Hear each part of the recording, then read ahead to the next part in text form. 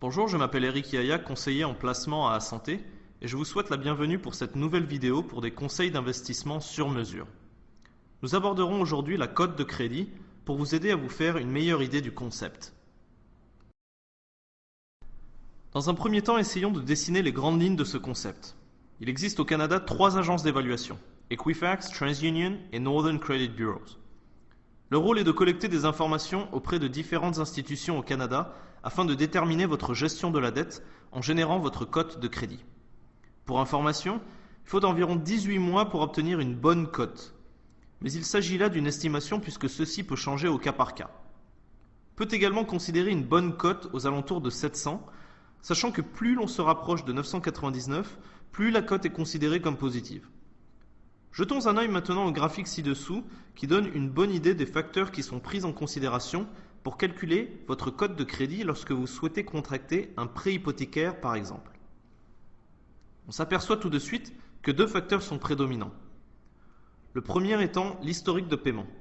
On parle ici de votre capacité à respecter la date de remboursement lorsque vous empruntez par exemple. Le deuxième concerne les montants dus.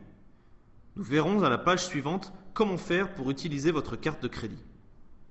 Par contre, faites attention au montant que vous devez. Bien entendu, si vous devez trop, cela aura un impact négatif. L'idée est de montrer que vous gérez votre endettement, voulant dire qu'à un certain point, vous pourrez rembourser le prêt en totalité. Les autres facteurs comme la période couverte par les antécédents, le nouveau crédit et le type de crédit utilisé ont également leur importance. Abordons maintenant un outil qui aide à améliorer son score rapidement à condition de l'utiliser intelligemment, la carte de crédit. Il s'agit d'un compte de crédit non rattaché au compte bancaire. Certains peuvent l'appeler carte renouvelable. Le taux d'intérêt est très élevé et une limite de crédit est définie au moment de la souscription. La question qui se pose est quelle carte choisir et comment les utiliser. Il existe sur le marché des cartes sécurisées ou non.